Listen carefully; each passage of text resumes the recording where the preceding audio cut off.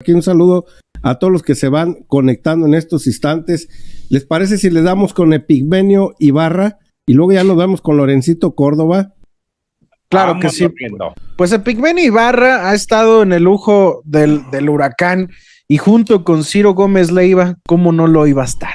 En esta ocasión le toca al mismísimo Ciro Gómez Leiva ponerse nervioso, diría yo mismo. Ahora sí lo pusieron en su lugar, en su propia casa, y es que se siente muy machín, dirían por ahí de manera coloquial, en intentar todavía, y se los decíamos, cuando se hablaba del juicio de Genaro García Luna, era en defensa de Felipe Calderón, no de García Luna, porque ahora resulta que qué traición. Pobre Felipe Calderón, haciéndose la víctima. Pues en esta ocasión, Ciro Gómez Leiva recibió la furia, vamos a llamarle así, la furia del mismísimo Epigmenio Ibarra, porque al parecer sentía que estaba hablando con un necio, y hablo de un necio porque Cirito se pone de apechito como el necio número uno de la televisión. Ya lo veíamos en la mañanera, incluso hasta Televisa ya cambió, Sergio Sarmiento, Riva Palacio también ya dicen, no, nos tiene que dar una respuesta Felipe Calderón, a ver si es cierto, Televisa ya reconociste, pero entonces Radio Fórmula no lo reconoce, siguen lavándole las espaldas. Vamos a escuchar ese encontronazo, mejor dicho. Epigmenio. Yo creo que esa es la clave. No son ministros en México, son secretarios. El nombre lo indica. Son ejecutores de órdenes presidenciales. Auméntele la velocidad. Esa es la realidad. Sí. Por tanto, no puedes alegar a ese señor que yo designé, que me obedecía a mí. Yo no sé nada de lo que hacía. No, pues hacía lo que yo le ordenaba. Por tanto, la investigación tiene que ser completa. Tiene que investigarse a Felipe Calderón y a Vicente Fox, a los dos jefes que tuvo Genaro García Luna. Y los partidos, sobre todo el PAN, que lo arroparon, que lo cobijaron durante 12 años. ¿El PAN lo cobijó? Lo cobijó. ¿Cómo lo cobijó? Era un instrumento esencial de su posición en el poder. No lo cobijaban. ¿Cómo no? No, Ciro, no, por favor. No. Era el personaje. Es arroparlo, es protegerlo. Es arroparlo, es protegerlo, bueno, es respetarlo. ¿Qué tiene que hacer el PAN? Tiene que hablar. ¿Qué piensa de esto? Una dosis de autocrítica viene bien, te viene bien a ti, le viene bien a los medios. Todo el mundo tendría que decir, con la guerra de Calderón, nos equivocamos. A ver, ¿en qué va? ¿En qué? En el caso concreto. En tu caso. Te viene bien a mí. A ver, ¿puedo hablar? Sí. La guerra del narco de Felipe Calderón, ¿cómo la llaman ustedes? 2006 a 2000. No la llamamos nosotros. A 2000, ¿cómo la llaman es ustedes? La guerra. 2000, de 2006 la a llamó 2012. Felipe Calderón. Primero seamos precisos. Fue Felipe Calderón el que dijo es la guerra. Fue Felipe contra Calderón. El crimen, no contra el narco. Pero bueno, nos podemos remontar frase por frase, fecha por fecha, sin ningún problema. No tenemos tanto tiempo. Dices, ¿te vendría bien una autocrítica? ¿En qué sentido? En el sentido de reconocer el daño que Felipe Calderón le hizo a este país. ¿Y yo por qué tengo que hacer y reconocer el daño ahora que sale a la luz que uno de sus hombres de confianza ha sido considerado culpable? Lo hemos hecho la crónica. Yo creo que no. Hemos hecho la crónica. Yo creo que te falta una dosis de autocrítica más severa. En la que debo decir que, a ver, dame el guión, por favor. La autocrítica se llama autocrítica. Tienes que hacerla tú. Dame el guión. Tienes que hacerla tú. Nosotros lo que tienes que analizar tu posición frente a la guerra y frente a Genaro García Luna y decir, señoras y señores que me escuchan y me respetan y me han seguido, me equivoqué en esto y esto. Si quieres. Yo considero que es necesario, que le haría bien a la prensa, que le haría bien al país. En todo caso, tendría que consultarlo con las personas con las que hicimos la crónica, porque eso es a lo que nos dedicamos nosotros, Yo es a lo que me dedico yo. Yo no me siento en un púlpito a hablar y a tirar rollos. Durante una época escribí columnas y ahí están. Lo que hicimos en esos años, en especial de octubre de 2008 hasta el último día del gobierno de Felipe Calderón, fue una crónica puntual. Ahora déjame hablar. Fue una crónica puntual, especialmente en Milenio Televisión, de la violencia que se vivió en esos años. Eso fue lo que hicimos, una crónica. Seguramente, algunas de esas crónicas cometimos errores en la cobertura, manejamos información apresurada, hicimos valoraciones indebidas. Tendríamos que revisar punto por punto. Y como yo no me siento a pontificar, yo soy el conductor, como lo has visto, de un programa. Y el trabajo que hacemos hoy es el trabajo de Manuel, de Sofía, de Padgett, de Marco y de Miriam. Yo recuerdo y tendría que preguntarle y sentarme a platicar con Manuel Peregrino, revisar la cobertura, la crónica que hicimos, porque repito, eso nos dedicamos. Tendría que hablar con los reporteros de aquel entonces, que eran Manuel, Juan Pablo Becerra Costa, Raimundo Pérez Arellano, Víctor Hugo Michel, ¿quién más? Diego Osorno, inolvidable la crónica aquella del señor, ¿te acuerdas que sacó su escopeta? Esa la hicimos nosotros, ¿eh? Esa la hicimos nosotros. Yo lo único con Joaquín Fuentes, porque yo trabajo con un equipo. Es muy fácil decir, y esos periodistas famosos, tú has visto cómo trabajamos Ciro, aquí. No eres un voy conductor, a platicar con ellos. No eres lo voy a comentar con ellos. Y vete en el espejo. No eres un conductor hierático, totalmente neutral. Claro que no. Bueno, apostrofas con los acentos, con el rostro, editorializas con tus comentarios. Entonces, pues si no, ¿qué haría? Diría, Genaro García Luna fue condenado en una corte. Entonces no es exclusivamente la crónica, es el comentario sobre la realidad del país. Con un enorme respeto a la crónica que presento. Y dentro de ese enorme respeto hay excesos también, y es a lo que me refiero, que sería saludable y importante. Ojalá me ayudaras a detectarlos. Seguramente los hubo, eso seguramente los hubo. Nosotros trabajamos, hacemos 2 programas al día, es decir, nuestro margen de error es altísimo. Cuando sabemos que nos equivocamos, somos los primeros en decir, ayer informamos esto y era impreciso. Nunca hemos tenido problema con eso, ni lo tuvimos en su momento. Y recordar un dato. Fuimos nosotros los que todos los días en televisión llevamos un recuento que enfurecía a Genaro García Luna y que enfurecía a Felipe Calderón. El recuento de los muertos. Sin embargo, y hasta el día de hoy, dices, no hay tal fraude al día, es decir, nuestro marco electoral no lo hubo. Revísalo porque resulta que el sexenio de Felipe Calderón es en general un fraude. Todo. ¿Cómo este? No tanto como este. Perdóname, no tanto como este. Perdóname, 54% de los electores votaron no López tanto como este. Y si hay un desastre, de sexenio, es este. Claro. Y tú eres un cronista, íntegro. Eres un cronista íntegro que no hace comentarios. Por Dios, no te presentes así. Yo no hago autoelogio. Yo lo que estoy diciendo, por supuesto que editorializo. Acabas de editorializar diciendo. Pon el gráfico, por favor.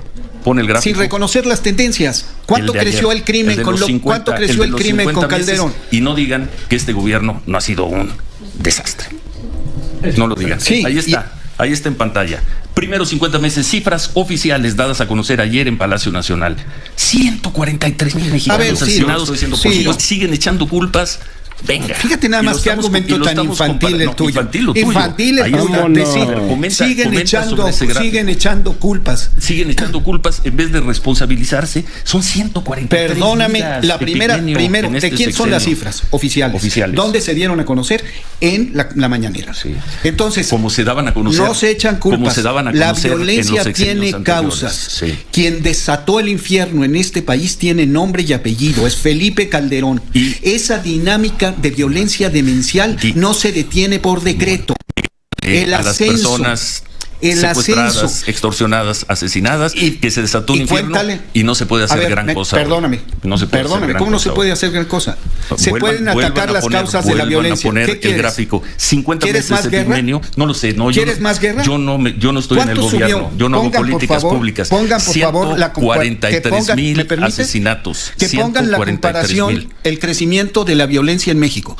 Ahí está. Pongan cuánto creció con Felipe Calderón. Porcentualmente mucho menos que... Porcentualmente no. Porcentualmente creció 190%. Un muerto es una persona que perdió la vida, no un porcentaje a conveniencia política. No, aquí no hay conveniencia política. Conveniencia política es la tuya. Hablas de una cifra y desconoces las tendencias. Yo no me dedico a diferencia tuya, yo no me dedico a la política. ¿A diferencia mía en qué sentido? Yo comento, yo tomo partido. Yo no me pretendo cronista impoluto sin partido. Yo tampoco. Tú también tienes. Cronista impoluto no sin partido. Tú te presentas como cronista impoluto. ¿Ante quién me presento? Lo acabas de decir. Yo aquí lo que hago es crónica para acto seguido decir desastre este sexenio. Vuelvan a poner, por favor, vuelvan a poner el gráfico. Pongan la gráfica. Les pido, por favor, yo no soy el conductor. A ver, sí, y no produces. Tú produces en otro lugar, espérame. 143,000. Claro. 143,000. Sí. 100 personas ¿Y el asesinadas crecimiento de la en violencia? 50 meses. ¿Y la tendencia? 143,100. ¿Y la tendencia? Y el crecimiento de los cárteles de la droga en el periodo de Felipe. ¿Para qué llegaron al poder? Pues ¿Para no, qué llegaron al poder? no, vamos a dejarla ¿Para qué ahí. llegaron Fíjate al poder? nada Para más. repartir. Para limpiar el cagadero que dejó tu Felipe Caldedrinks. Bueno, A mí me cuesta mucho trabajo entender a Ciro. Lo entiendo, de alguna manera ya entendemos que la línea que lo rige, que se llama Radio Fórmula, es aquel que le da de comer, por lo tanto tiene que opinar de esta manera. Pero es difícil también darnos cuenta que no hay reconocimiento. Y no hay reconocimiento de quién es el verdadero criminal. Y simplemente invisibiliza los actos de Felipe Calderón, los invisibiliza. ¿Por qué? Porque claro que le sigue rindiendo cuentas, claro que le sigue lavando los pies por completo. Ahora ya no dice que Genaro García Luna es inocente. Qué raro, ¿verdad?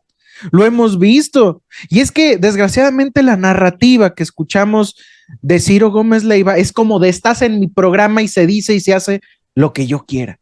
No acepta ni reconoce que le debe una disculpa a aquellos que lo están viendo. Es por eso que este es el fin de los medios de comunicación. Parecería que todavía le rinden frutos o estarán en la nómina de Acción Nacional. Tan dolidos están. Y claro que hay una respuesta por parte de Alejandro Moreno, pero esa la tendremos, de Marquito Cortés, más adelante, donde él mismo, es lo mismo, ya. Digo, el PRI ya está más parado que Acción Nacional, pero sí dieron una respuesta ante supuestas fuertes acusaciones contra ellos. Ahora se lavaron las manos como Judas, pero ese lo pasamos ahorita más adelante, después de sus opiniones.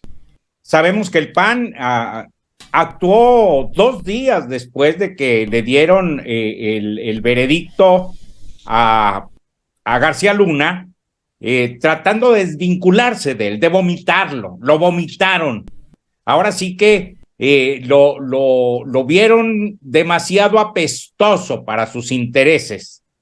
Pero mientras estuvo, ellos, como ustedes lo comentan, ellos estuvieron siempre alabándolo, estuvieron apoyándolo, impulsándolo y tratando de taparle todos los posibles errores que pudiera cometer, porque parece ser que para los medios de comunicación en aquel entonces no era más que un ser de lo más perfecto que había. Hoy Ciro nos demuestra con claridad que tiene una clara tendencia a la derecha y no hay problema, como dice el presidente, se vale. La cuestión es que saquen de contexto la información que presentan. Fíjense, esta información que presentan, estando Epigmenio ahí en el programa, habla de 50 meses atrás, es decir, ya no implica el sexenio de Felipe Calderón. Toman el sexenio de Enrique Peña Nieto, que si bien también estuvo elevado el número de muertos porque llevaron prácticamente la misma política fratricida contra el pueblo de México, no abarca lo que la guerra dejó como resultado en nuestro país. Había muchos inocentes, muchos tuvieron que pagar porque un megalómano quiso ponerse a las patadas con quien desconocía, con quien no sabía cómo podía enfrentarlo, ni cómo podía venirse en contra. Y lo único que hizo es dejar al pueblo en manos de esos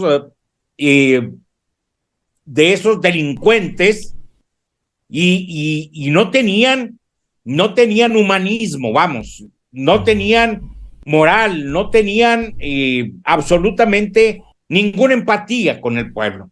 Así que podían matar a quien quisiera y luego venía el presidente a justificarlos diciendo que a quienes asesinaron, aún siendo jovencitos, como sucedió en Ciudad Juárez, diciendo que pues eran de una banda delincuencial, cuando era una fiestecita donde ni siquiera había alcohol, eran puros jovencitos. Se equivocaron ahí los delincuentes y mataron a cerca de 7 u 8 jovencitos en una casa particular. Bueno, eso era la guerra, pero los medios de comunicación, como recibieron demasiado dinero de García Luna y García Luna de los cárteles, pues siempre podía mantenerlos callados o hablando solo lo que a él le interesaba que hablaran. Y eso lo vemos ahora con la actitud de Ciro, Carlos. A lo que se refiere aquí el señor Epigmenio Ibarra, y donde Ciro Gómez Leiva juega muy bien su papel, igual que Loret, igual que el señor Carlos Marín. Ellos juegan un papel, dice Epigmenio, cómo editorializan la información, cómo gesticulan, cómo mueven su boca, cómo mueven sus manos, y dice de manera burlona el señor Ciro Gómez Leiva, ¿cómo quieres que hable así? Hola, ¿cómo están? Sí, pasó esto.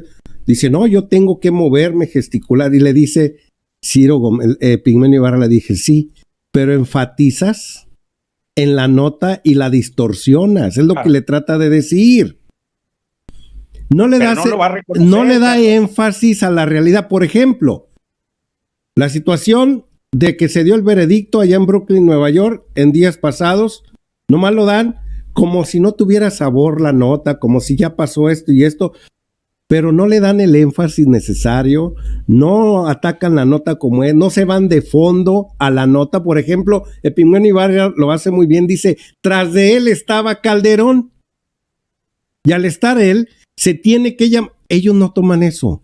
Luego, hace de forma marrullera para salirse de la tangente y decir, no, yo sí hacía puntos críticos, pero quienes hacían el trabajo eran los reporteros, ¿no? Yo nomás soy un decidor de noticias aquí, como tú sabes. O sea, echándole la culpa a los reporteros.